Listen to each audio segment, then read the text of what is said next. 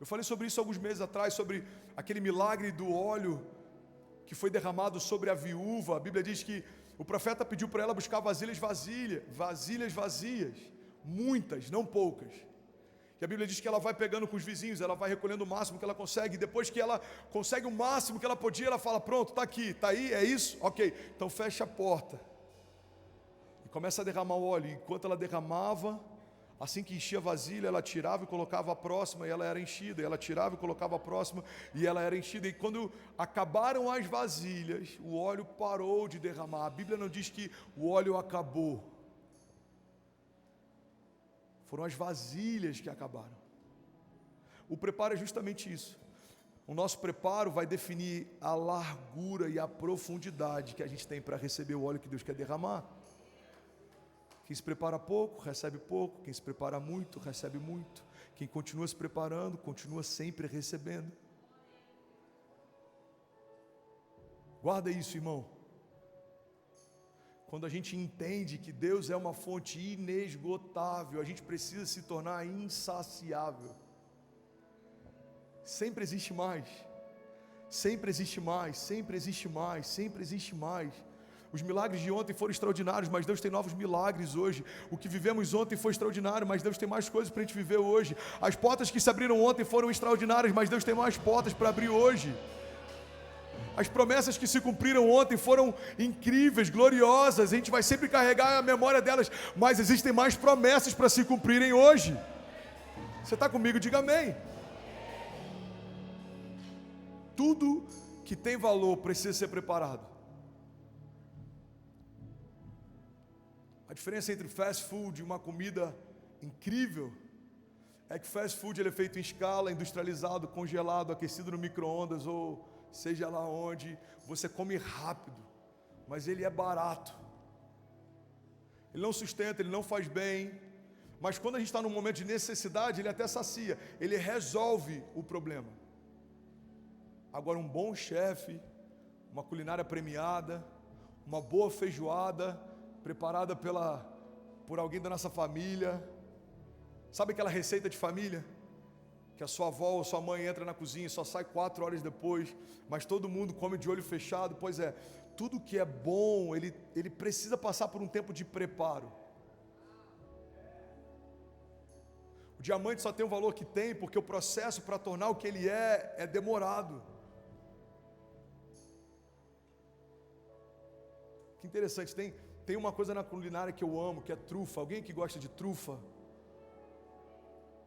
Se você ainda não experimentou, experimenta um azeite trufado, algo do tipo, é maravilhoso. Você já viu como a trufa ela é encontrada? São cães farejadores que são soltos num campo e eles começam a farejar, e quando tem uma trufa ali, eles começam a indicar, e alguém vai lá e cava e pega aquela trufa, e aí dependendo do tempo que ela foi gerado, do solo que ela foi gerado, o preço dela é diferente. Irmão, gramas de uma trufa, dependendo da qualidade dela, custa muito caro. Mas por que isso? Porque tudo que é valioso já esteve oculto um dia, precisou ser encontrado. A Bíblia diz que a glória de Deus é ocultar certas coisas e a glória dos reis é descobri-las. Como que a gente vai descobrir promessas, desígnios, palavras, milagres, tudo que Deus tem para nós? Através de preparo. A gente vai tendo uma jornada de didática com Deus. A gente vai descobrindo quem Deus é e Deus vai revelando quem a gente é. A gente vai entendendo mais quem Deus é e Deus vai fazendo a gente entender mais quem a gente é. É como Pedro, ele pergunta: quem vocês dizem que eu sou? Tu és o Cristo, o Messias, você é o verbo vivo, você é o Filho de Deus. Pedro, sobre essa rocha, sobre essa revelação, eu edificarei a minha igreja. Você é pedra. Quanto mais eu conheço de Deus, mais eu sei quem eu sou. Quanto mais eu entendo sobre Deus, mais eu entendo sobre o que eu sou. Alguém está comigo? Diga amém. E eu vou finalizar agora, eu prometo. Tem um discurso do Steve Jobs que é incrível, é um ícone. Esse cara nunca foi diplomado, mas foi convidado para discursar na diplomação de universidades. E em um desses discursos ele falou sobre o poder dos pontos. Ele falou que teve coisas que ele viveu e que ele nunca viu sentido naquilo, até que os pontos começaram a se encaixar. Por exemplo, ele fez um curso de cartografia, datilografia, ou sei lá o que ele fez, caligrafia. E por anos ele falou, cara, eu perdi tempo, eu desperdicei tempo, eu fiz um curso de caligrafia e eu nunca mais vou usar isso, está na era dos computadores. Até que um dia, quando ele estava fazendo a programação do Mac, ele teve uma ideia, ele falou, por que não criarmos diferentes tipos de fontes?